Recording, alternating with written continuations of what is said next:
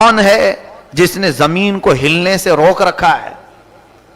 زمین کس پر بچھائے معلوم ہے؟ پانی پر بچھائی گئی ہے، اور اتنی موٹی پرت زمین کی، اتنی بھاری چیزیں اٹھائے ہوئے، لاکھوں نہیں کروڑوں نہیں اربوں انسانوں کا بوجھ، پھر اس پر مزید ہمارے سارے ساز و سامان، ہماری عمارتیں، ساری چیزوں کا بوجھ اٹھا کر کے یہ زمین کھڑی ہے، وہ بھی پانی پر، کبھی ہلتی نہیں ہے۔ مولا فرمان امن جعل الارض قرارا، کس نے اسے قرار عطا کیا؟ وجعل خلالها انہارا، اور پھر ان کے بیچ میں سے ندیاں بھی نکالا ہے۔ وجعل لها رواسی بین البحرین حاجزا، اور تم دیکھتے نہیں سمندروں کو ملا دیتا ہے، لیکن کچھ سمندر ایسے ہیں کہ مل جاتے ہیں، اس کا پانی اس میں نہیں آتا، اس کا پانی اس میں نہیں آتا۔ قرآن میں اللہ فرماتا ہے ایک میٹھا پانی اور ایک نمکین پانی، دونوں سمندر ملتے ہیں اور کئی دور تک اسی طرح مل کر چلتے ہیں، نہ بیچ میں دیوار ہے، نہ کوئی ایسی باؤنڈری بنائی گئی، اس پانی کا رنگ الگ، اس پانی کا رنگ الگ، یہ میٹھا ہے اور یہ نمکین ہے۔ یہ تمام چیزوں کو ملنے سے روکا کون ہے؟ ان کے درمیان حاجز کون بنایا ہے؟ اِلٰہٌ مع اللہ، کیا اللہ کے سوا اور کوئی ہے؟ پھر آگے رب تعالیٰ فرماتا ہے امن یجیب المضطر اذا دعاہ، اللہ اکبر، کون ہے جو پریشان حال لوگوں کی دعائیں سنتا ہے؟ وَيَكْشِفُ السُّوءَ، اور ان پر آئی ہوئی مصیبتوں کو دور کرتا ہے۔ وَيَجْعَلُكُمْ خُلَفَاءَ الْأَرْضِ اَإِلَٰهٌ مَّعَ اللَّهِ، کیا اللہ کے سوا کوئی اور ہے؟ پھر آگے رب تعالیٰ پھر پوچھتے، 5 آیتیں آئی ہیں یہی سوالیہ، امن یہدیکم فی ظلمات البر والبحر، کون ہے جو تمہیں خشکیوں میں اور سمندروں میں راستے دکھاتا ہے؟ کون ہے؟ وَيُرْسِلُ الرِّيَاحَ بُشْرًا بَيْنَ يَدَيْ رَحْمَتِهِ، اور ہوائیں چلاتا ہے بشارت دیتے ہوئے۔ ہواؤں کی طاقت اتنی ہے کہ اڑا لے جائیں، لیکن یہ تمہارے لیے فائدے کی بن کر آتی ہیں۔ ہواؤں کی تاثیر الگ ہے، پورب سے آئے تو اس کی تاثیر الگ، پچھم سے ہوا چلے تو اس کی تاثیر الگ ہے۔ ایک ہی ہوا رخ بدل جائے تو جسموں میں تضاد آ جائے گا، درہم برہم ہوتے ہیں نظام، دیکھتے نہیں؟ وائرل فیور جو کہا جاتا ہے، کیا ہے یہ؟ ہوا اگر تھوڑے سمت بدل لے تو بخار آ جائے گا آپ کو۔ اب رب تعالیٰ فرماتا ہے کون ہے جن ہواؤں کے رخ کو صحیح رکھتا ہے؟ اِلٰہٌ مع اللہ، اللہ کے سوا کوئی اور ہے؟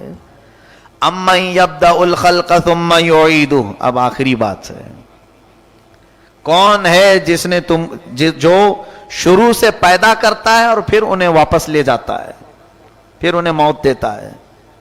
وَمَن يَرْزُقُكُم مِّنَ السَّمَاءِ وَالْأَرْضِ، اور تم کو زمینوں سے اور آسمانوں سے رزق کون دیتا ہے؟ اِلٰہٌ مع اللہ، کیا اللہ کے سوا کوئی اور ہے؟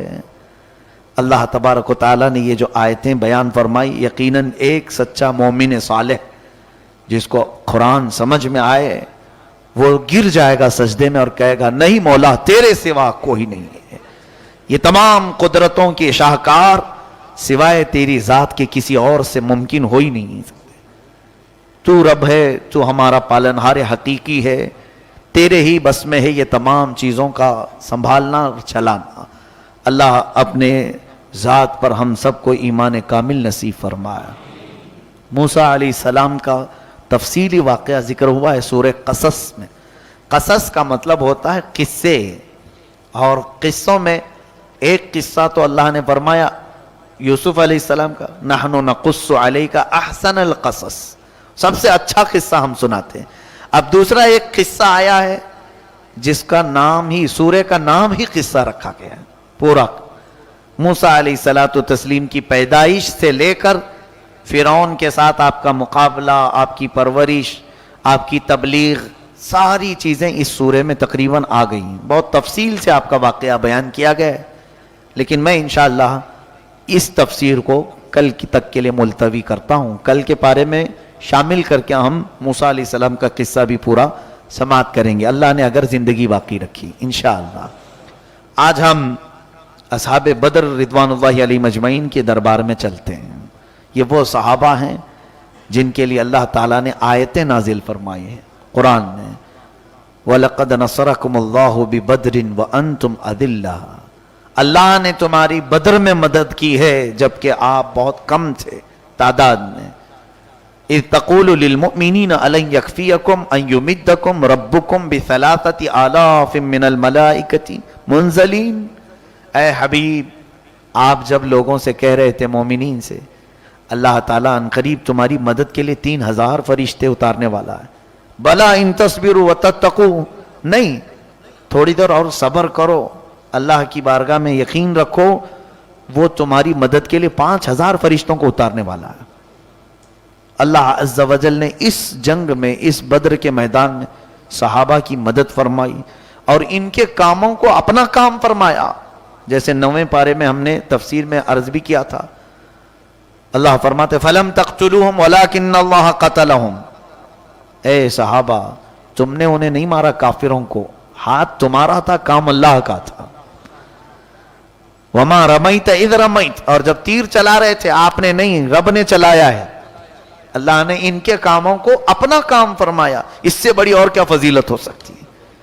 ہاں یہ بدر کیوں واقع ہوئی تھی، یہ جنگ بدر کا سبب کیا تھا، اس کی چند فضیلتیں بھی عرض کر دوں۔ اللہ کے حبیب صلی اللہ علیہ وسلم جب مکہ سے ہجرت فرما کر مدینہ طیبہ تشریف لائے، کس حالت میں ہجرت ہوئی تھی آپ کو معلوم ہے۔ 13 سال ظالموں نے بہت ستایا صحابہ کو، خود میرے آقا صلی اللہ علیہ وسلم کو، انہوں نے ظلم کے پہاڑ توڑے ہیں، کون سی چیز انہوں نے آزمائی نہیں صحابہ پر، ہر طرح کے مشقتوں کو آزما کر کے دیکھا۔ کئی صحابہ تو ان 13 سال میں شہید بھی ہوئے، حضرت عمار، حضرت سیدہ سمیہ رضی اللہ تعالیٰ عنہ یہ وہیں شہید ہوئی ہیں، حضرت خباب وہیں مکہ میں شہید ہوئے، کئی صحابہ ان 13 سالوں کی عمر میں اس مدت میں شہید بھی ہو گئے۔ حضرت بلال کو تو وہ پیروں میں رسی باندھ کر اوباش بدماش لڑکوں کے ہاتھ میں دیتے تھے، وہ گلی گلی آپ کو کھینچتے ہوئے لے جاتے تھے، پورے مکہ کی گلیوں میں کھینچتے رہتے تھے جس سے آپ کا بدن چھل جاتا تھا، اور پھر دوپہر کی سخت گرمی میں آپ کو انگاروں پر لٹایا جاتا، آپ کے جسم پر گرم سل رکھی جاتی تھی، یہ جسم کے سینے کے اوپر کا اور پیٹھ کے پیچھے کی تمام گوشت آپ کا گل گیا تھا، چمڑی نکل گئی تھی، کبھی کبھار ایسا ہوتا تھا کہ وہ چربی ٹپکتی رہتی تھی، اس قدر اذیتیں دی گئیں، یہ انتہا کی تکلیفیں ہیں۔ ان کو زنجیروں سے باندھ کر کے کھینچتے تھے صحابہ کو، جرم کیا تھا ان کا، یہی قالوا ربنا اللہ، انہوں نے کہا تھا ہمارا رب اللہ ہے، انہوں نے اتنا کہا ہمارا رب اللہ ہے، اس پر ظالموں نے انہیں سزائیں دی تھیں۔ خیر جب یہ 13 سال کا عرصہ یہاں گزرا، حضور کو ہجرت کا حکم ہوا تو صحابہ بھی آپ کے پیچھے پیچھے آ گئے مدینے میں، تو کافروں نے ویسی جانے نہیں دیا، بہت سارا ان کا مال ہڑپ لیا، مارا، گھروں پر قبضہ کیا، اس طرح سے انہیں بے گھر کر کے بھیجا۔ صحابہ وہ سب چھوڑنے کو تیار ہوئے، سب چھوڑ کر کے آئے مدینے، نہتے آئے تھے، کچھ صحابہ تو ایسے ہیں صرف بدن کے 2 کپڑوں پر آئے، کچھ بھی نہیں تھا، کوئی چیز مکہ سے نہیں لے کے آئے۔ مدینے میں آنے کے بعد میرے آقا صلی اللہ علیہ وسلم نے ان صحابہ کو انصار صحابہ کا بھائی بنایا تھا، یہ ہجرت کر کے آئے ہوئے ہیں میرے صحابہ، ان کو بھائی بنا لو، اور انصار جو صحابہ تھے مدینے کے، اللہ اکبر، انہوں نے حق ادا کر دیا بھائی چارگی کا، لے گئے ایک ایک صحابی کو اپنے گھر، اور پھر اپنی ساری جائیدادیں بتا دیں، میرے اتنی پراپرٹی ہے، میرے اتنے گھر ہیں، میرے باغیچے اتنے ہیں، دکانیں اتنی ہیں، آج سے آدھا آدھا کر لیتے ہیں، آدھا میرا اور آدھا تمہارا، لکھ کر کے دے دیا ان کے ناموں پر۔ یہ صحابہ انصار نے مہاجرین کے ساتھ معاملہ فرمایا۔ 1 سال گزرا تھا ہجرت کو، دوسرا سال آیا تو خبر یہ ملی کہ مکہ والوں کے مال کا قافلہ، تجارت کا قافلہ ملک شام جا رہا ہے، ابو سفیان اس کی سپہ سالاری میں، یعنی ابو سفیان کی سرپرستی میں یہ قافلہ نکلا ہے، کہاں کے لیے؟ ملک شام کے، اور ملک شام جانے کا راستہ مدینے کے قریب سے گزرتا تھا۔ اللہ کے نبی صلی اللہ علیہ وسلم نے فرمایا اے صحابہ مہاجرین چلو، جن لوگوں کا مال مکہ والوں نے لوٹا ہے وہ اس قافلے سے اپنا اپنا مال طلب کر لو، تمہارا حق ہے، اپنا حق مانگ لو، واپس لے لو۔ حضرت ابو بکر صدیق رضی اللہ تعالیٰ عنہ اس میں حضرت ابو طلحہ رضی اللہ تعالیٰ عنہ اس میں خبر لے کر کے آئے تھے کہ ابو سفیان ابھی کہاں پہنچا ہے، کہاں جا رہا ہے۔ حضور کی اس بات پر صحابہ چل پڑے ہیں۔ ان کی تعداد 313 تھی۔ بہت تیاریوں سے نہیں گئے تھے کیونکہ جنگ کا ارادہ نہیں تھا۔ قافلہ آیا ہے مال تجارت کا اور ہمارا مال لے کر کے جا رہے ہیں وہ بیچنے کے لیے۔ جو یہ صحابہ چھوڑ کر کے آئے تھے مکہ میں مال، وہ مال لے کر کے ملک شام بیچنے جا رہے ہیں، تو ہم اپنا مال کیوں نہ لے لیں؟ اس نیت سے صحابہ چلے۔ مکہ مدینہ طیبہ سے جب صحابہ چلے تو بیچ راستے میں ابھی پہنچے ہی نہیں تھے کہ ابو سفیان کو خبر لگ گئی کہ محمد صلی اللہ علیہ وسلم اپنے ساتھیوں کے ساتھ ہمارے قافلے پر اٹیک کرنے کے لیے آ رہے ہیں۔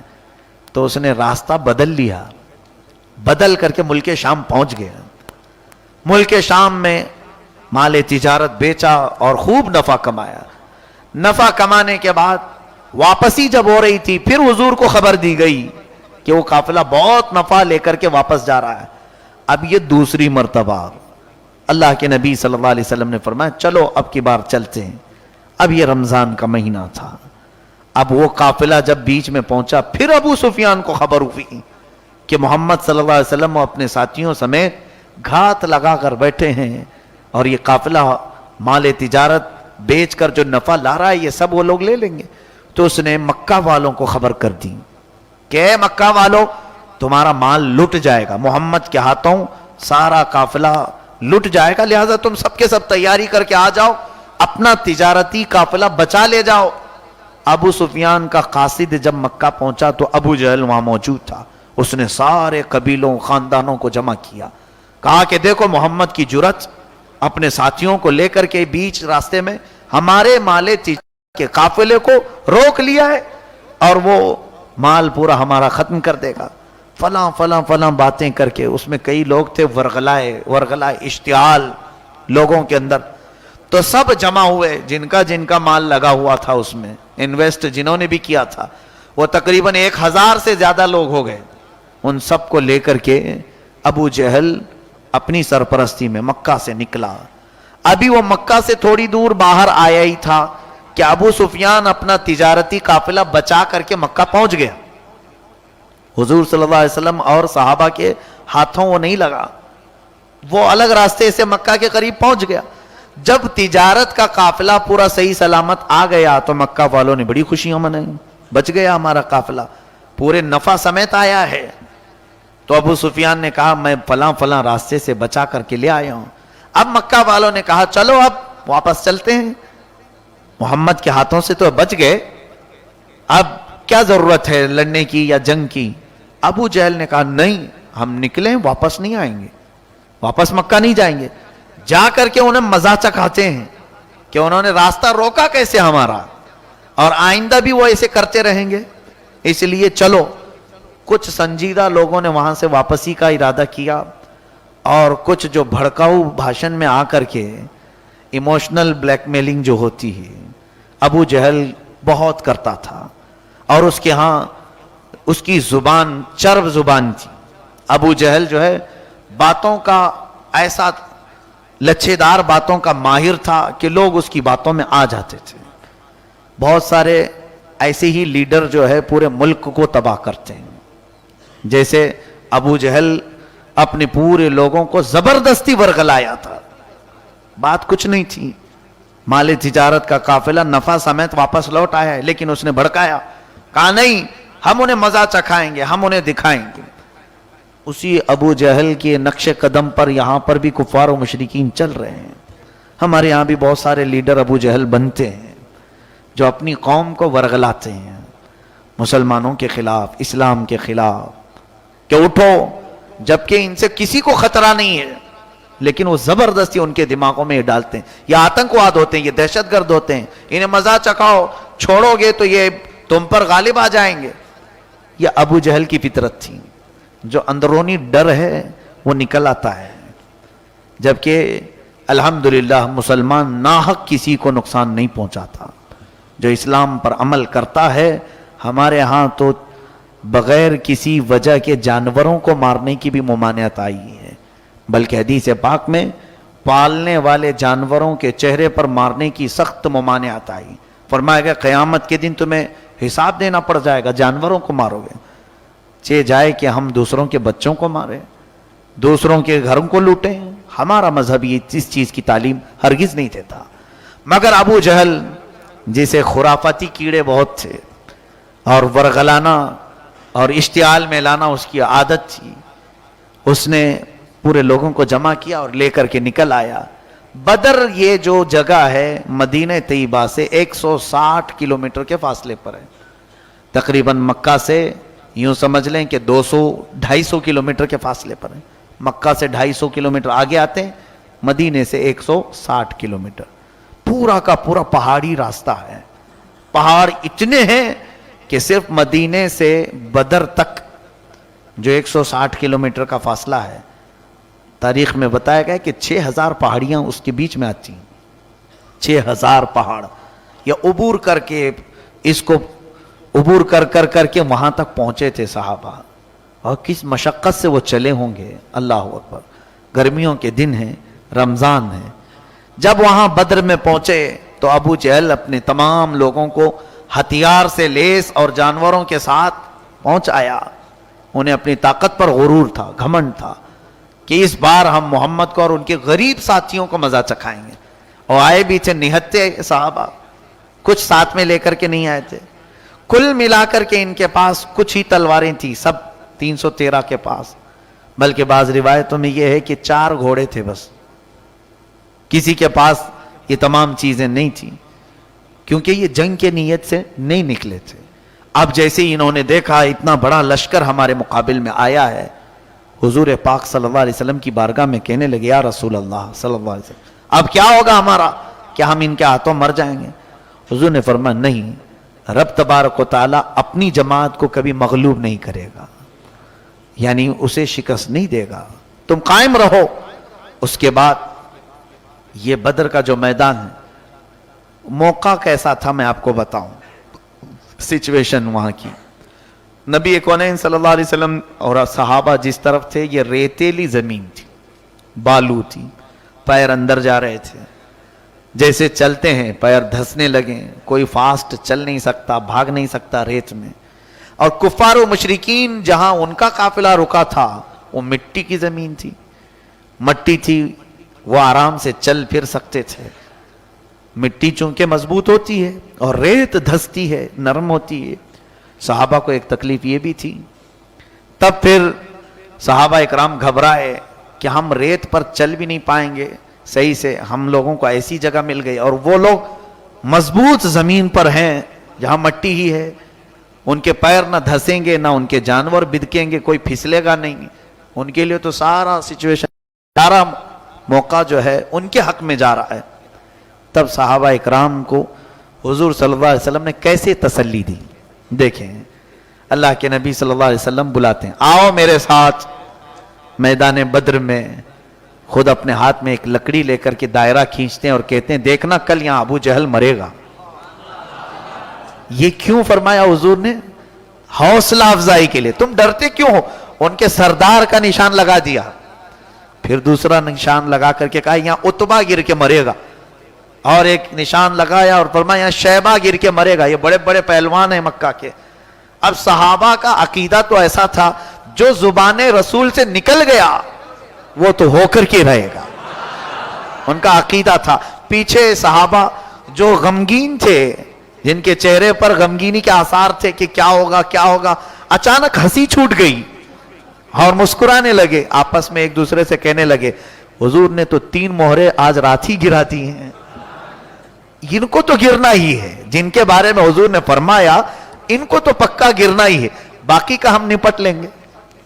बड़े बड़ों को तो हुजूर ने लकीर से गिरा दिया है, अब ये चले गए, इनका टेंशन ही नहीं है। सहाबा इकराम में बातें हो रही थी।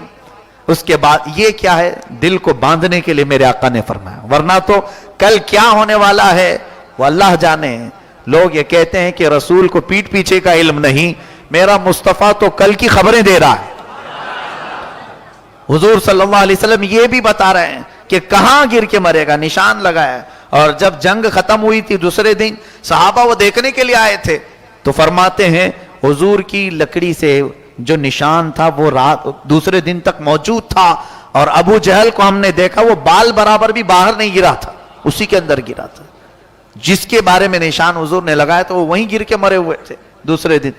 खैर, एक तसल्ली, एक हौसला अफजाई मेरे आका ने सहाबा को ये दे दी। कहा जब थोड़ा सा दिल हल्का हुआ, क्योंकि तादाद में कम है, सामान नहीं है, असबाब नहीं है, फिर वापस हुजूर सल्लल्लाहु अलैहि वसल्लम इनकी दिलजोई कैसे करते थे सहाबा की, और वो सहाबा भी कैसे थे जो हुजूर के साथ चल पड़ते थे।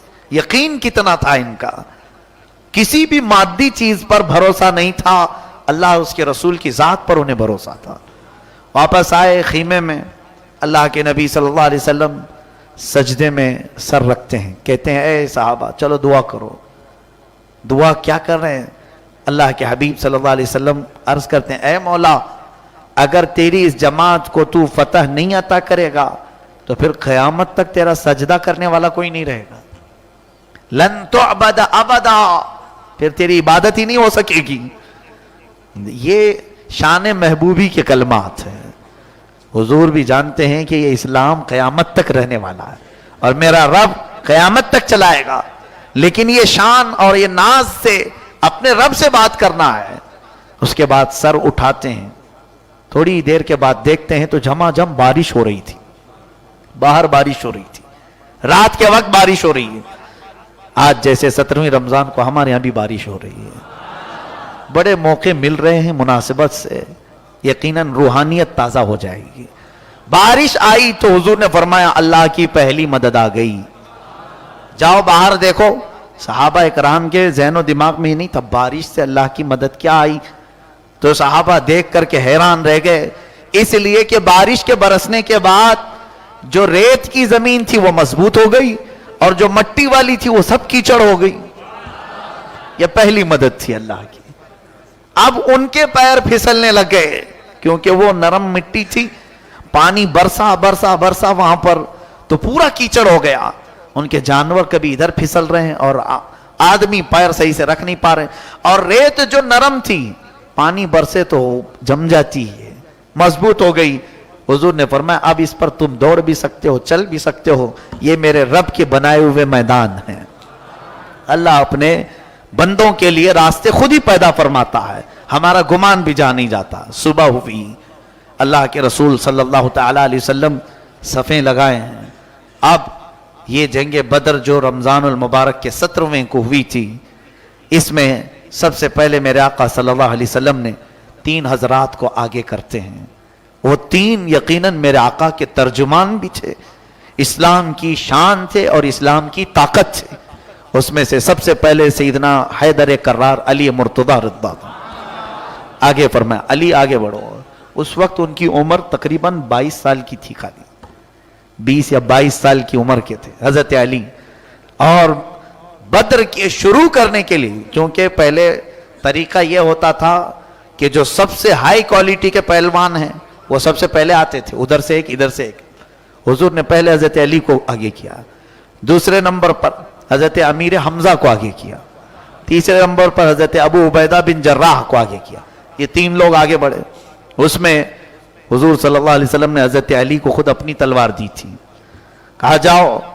अब उधर से जब आने वाले आए, एक तरफ उतबा, एक तरफ शैबा और एक तरफ अब्दवुद नाम से। अब्दवुद के मुतालिक कहा जाता था कि 1000 लोगों की ताकत उसके अकेले के पास थी। अब्दवुद जब वो मुकाबिल में 3 आए तो वो दहाड़ता हुआ, चीखता हुआ, अशार पढ़ता हुआ आया और कहा कौन है मेरे मुकाबिल में? तो हजरत अली आगे आ गए, कहा तुम अपना शजरा सुनाओ। पहले यही होता था, किसके बेटे, कहां से आए हो, क्या है, दोनों अपने खानदानी फखर जंगों में यही होता था। हजरत अली सुनाने लगे कि मैं फलां का बेटा, मैं तालिब का बेटा और अब्दुल मुत्तलिब के बेटे, मेरे पूरे खानदानों में शेर हैं। वो रजजिया अशार थे। तो अब्दवुद कहने लगा अरे भतीजे, तेरे बाप से मेरे अच्छे दोस्ताना ताल्लुकात थे, अबू तालिब से तेरे मेरे गहरे मरासिम थे, दोस्ताना ताल्लुकात थे। ऐसा कर, बच्चा है तू, मेरे मुकाबिल में मत आ, जा تو واپس چلا جا، اس لیے کہ میرا دل نہیں کرتا کہ میرے دوست کے بیٹے کو ماروں۔ حضرت علی نے کہا مگر میرا دل کرتا ہے کہ تجھے ماروں، مگر میرا دل تو چاہتا ہے۔ تو اس کو جوش دلاتے رہے۔ حضور پاک صلی اللہ علیہ وسلم کی طرف وہ پکار کر کے کہتا اے محمد، کیا تمہارے خیمے میں صرف بچے ہیں، میرے مقابل کا کوئی پہلوان نہیں؟ حضور نے آواز دی پہلے بچوں سے مقابلہ کر لو، بعد میں پہلوانوں کو بھیجا جائے گا۔ حضرت علی رضی اللہ تعالیٰ عنہ کو وہ حقیر سمجھتا رہا، یہاں تک کہ ادھر حضرت امیر حمزہ رضی اللہ تعالیٰ عنہ نے ایک ہی مار میں عتبہ کو بھی مارا اور شیبہ کو بھی مارا، جو ابو عبیدہ بن جراح کے مقابل میں آئے تھے۔ ان کو حضرت امیر حمزہ نے قتل کیا، اور ادھر یہ میدان بدر میں دھول اڑ رہی تھی۔ حضرت علی رضی اللہ تعالیٰ عنہ عبد ود کے قریب گئے اور اسے کوئی چیز بات کرتے کرتے نیچے دیکھنے کو کہا، اور تلوار اٹھائی اس کی گردن پر ماری۔ وہ ضرب حیدری تھی، وہ عام مار نہیں ہوتی، ضرب حیدری اس کو کہا گیا ہے۔ اس کا سر اچھل کر کے ہوا میں پھر نیچے گرا۔ پہلی مرتبہ صحابہ اکرام جو 313 تھے اتنی بلند آواز سے نعرہ لگائے تھے کہ زمین ہلنے لگی تھی۔ اللہ اکبر! اس لیے کہ ضرب حیدری سے ان کے سب سے بڑے پہلوان کو ایک ہی بار میں حضرت علی نے ختم کیا تھا۔ پھر اللہ کے نبی صلی اللہ علیہ وسلم نے فرمایا تھا ھذا اسد من اسد اللہ، یہ اللہ کے شیروں میں سے ایک شیر ہے میرا علی۔ ہاں، لا فتح الا علی، لا سیف الا ذوالفقار۔ حضرت سیدنا مولا کائنات علی مرتضی رضی اللہ تعالیٰ عنہ کے متعلق سچ فرمایا، شاہ مرداں شیر یزداں قوت پروردگار، لا فتح الا علی، لا سیف الا ذوالفقار۔ یعنی اللہ کے سچے بندوں میں کوئی ہے تو وہ علی ہے، اور حق شیروں کے ساتھ اگر حقانیت کے شیروں میں کوئی ہے تو وہ علی ہے، اور حقیقت میں تلوار کوئی نہیں سوائے علی کی تلوار کے، ان کی تلوار کو ذوالفقار کہا گیا۔ اب یہ واقعات تفصیل سے بہت سارے ہیں، جنگ میں کئی چیزیں جو پیش آئی۔ حضرت عکاشہ رضی اللہ تعالیٰ عنہ ایک صحابی ہیں، یہ سب دیکھ رہے تھے منظر، حضور کے پاس آتے ہیں، عرض کرتے ہیں یا رسول اللہ صلی اللہ علیہ وسلم میرے پاس کچھ بھی نہیں، کچھ لے کے نہیں آیا ہوں، لیکن جہاد میں بھی کچھ کر دکھاؤں۔ حضور نے فرمایا جاؤ کوئی لکڑی پڑی ہو تو لے آؤ۔ وہ لکڑی لے کر کے آئے، میرے آقا نے ایسے مسا کر کے دیا، جاؤ اسی سے لڑو۔ لکڑی، اور ادھر سامنے بڑی بڑی تلواریں، وہ سیکل کی ہوئی تلواریں ہیں۔ حضرت عکاشہ کہتے ہیں میں اسی لکڑی سے کئی کافروں کو زخمی کر چکا تھا، جو تلواریں زخم نہیں دیتی تھی اس سے زیادہ میری یہ لکڑی زخم دیتی تھی، کئی کو میں نے جہنم رسید کیا، اور وہ لکڑی تلوار کی شکل میں کئی سالوں تک محفوظ رہی حضرت عکاشہ کی، وہ اب بھی کسی میوزیم میں رکھی گئی ہیں۔ حضور صلی اللہ تعالیٰ علیہ وسلم کے دست مبارکہ سے صرف مس ہونا تھا۔ اس جنگ بدر میں میرے آقا صلی اللہ تعالیٰ علیہ وسلم کی مدد کے لیے اللہ نے پہلے 3000 فرشتے اتارے۔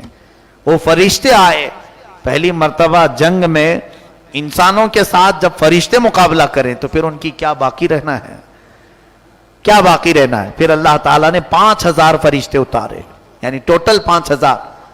آج بھی آپ بدر کے میدان زیارت کے لیے کبھی جائیں تو قریب میں ہی ایک پہاڑ ہے، اتنا حسین و جمیل خوبصورت پہاڑ جس کو جبل ملائکہ کہتے ہیں۔ آس پاس پورے پہاڑ پتھروں کے ہیں، کالے کالے بڑے بڑے پتھروں کے۔ ایک پہاڑ اس میں بالکل ریت کا پہاڑ ہے، اور اتنی خوبصورت ریت کہ تمہارے ہاتھ میں پکڑنے میں بھی نہ آئے ہو، کسی چھنی میں چھانو تو پوری نکل جائے۔ ایسی بالو نہیں جو کالی پیلی ہوتی، ایک دم صاف ستھری دھول کی شکل میں پورا کا پورا پہاڑ ایک شیپ میں ہے۔ کیوں؟ بزرگوں نے فرمایا وہ 5000 فرشتے نوری مخلوق پتھر کے پہاڑ پر اتری تھی تو وہ پورا پہاڑ ریزہ ریزہ ہو گیا۔ وہ شکل آج بھی موجود ہے۔ اب اسی سے اندازہ کرو وہ پہاڑ پر اتریں تو ریزہ ریزہ ہو جائے، اور وہ جب تلوار لے کر کسی کے مقابل میں آئے تو اس کا کیا بچنا ہے۔ یہ تو میرے آقا کی رحمت تھی، پھر بھی کافروں کو چھوڑ دیا گیا، ورنہ تو یہ فرشتوں میں سے ایک فرشتہ بھی کافی تھا۔ جیسے پہلے کی امتوں پر اللہ نے جو عذاب نازل فرمایا، قوم شعیب، حضرت شعیب علیہ السلام کی قوم پر جو عذاب آیا تھا، کیسے ایک فرشتہ آیا اور اس نے صرف چیخ ماری تھی ہوا، اس آواز کی ہیبت سے پورے کے پورے مر گئے تھے، ایک ہی فرشتہ۔ تو یہ اللہ تبارک و تعالیٰ کے ملائکہ میں، فرشتوں میں قوت ہے، لیکن 5000 کیوں اتارے تھے اللہ نے؟ ایک ہی فرشتہ وہ پورے 1000 کے لیے کافی تھا۔ جو مکہ سے آئے تھے، ایک فرشتہ پھونک مارے سب مر جائیں گے، 5000 کیوں اتارے؟ میرے آقا کی شان بتانے کے لیے، یہ حضور کی عظمت شان کے لیے، رسول کریم صلی اللہ علیہ وسلم کی عظمت شان کے لیے 5000 ملائکہ اتارے تھے۔ عزیزان گرامی، اسی جنگ میں کچھ اسلامی نونہالوں نے ایسی تاریخ چھوڑی ہے، قیامت تک آنے والے ہر نوجوان کے لیے عبرت ہے۔ حضرت معاذ اور معوذ رضی اللہ تعالیٰ عنہما، چھوٹی عمر کے دو صحابہ ہیں، ان کی عمریں 11 سے 13 سال کے آس پاس ہیں، جتنی بھی ہیں 15 سے کم کی، جو بچوں کی عمر کہی جاتی ہے۔ حضور سے یہ بڑی التجائیں کر کے بدر کے میدان میں آئے تھے۔ حضور نے اجازت نہیں دی تھی پہلے کہ بچوں پر جہاد نہیں ہے، لیکن وہ رونے لگے۔ یہاں پر بعض ہمارے محققین نے فرمایا، ان کی جو شریک ہونے کی کیفیت میں اگر آپ کو بتاؤں کیسے وہ آئے، بہت رو رہے تھے، جیسے بچے کو کوئی چیز نہ دی جائے تو روتا ہے۔ حضور کو ان پر رحم آیا، ترس آیا، کہا صف میں کھڑے ہو جاؤ، دیکھتے ہیں تمہارا کندھا یہ میرے صحابہ مجاہدین کے کندھے سے ملتا ہے کہ نہیں۔ صف میں کھڑے ہوئے، کہاں کندھا ملے گا؟ وہ پیروں کو اٹھائے، پھر بھی نہیں ملا۔ ایک صاحبزادے نے پتھر اٹھا لایا، اس کو رکھ کر کے اس پر دونوں چڑھ گئے۔ کیا حضور کو یہ سب چیزیں خبر نہیں تھیں؟ سب معلوم تھا، لیکن ان کے شوق شہادت، شوق جذبہ جہاد کو حضور بھی ملاحظہ فرما رہے تھے۔ اس پتھر پر کھڑے ہو کر پیر اٹھائے وہ بچے، تب جا کر کے بڑے صحابہ کے کندھوں سے لگ گئے۔ حضور نے مسکرا کر فرمایا ٹھیک ہے جاؤ، تمہیں بھی اجازت ہے۔ یہاں پر ہمارے بزرگوں نے فرمایا یہ ہماری روشن تاریخ تھی۔ جہاد کوئی معمولی چیز ہے؟ جہاد میں کوئی گیم کھیلنے نہیں جاتا ہے، ٹائم پاس نہیں ہے، یا تماشا دیکھنے کے لیے نہیں جاتا ہے۔ کیا ہو رہا ہے چلو دیکھتے ہیں، میاں پل پل موت سامنے ہوتی ہے۔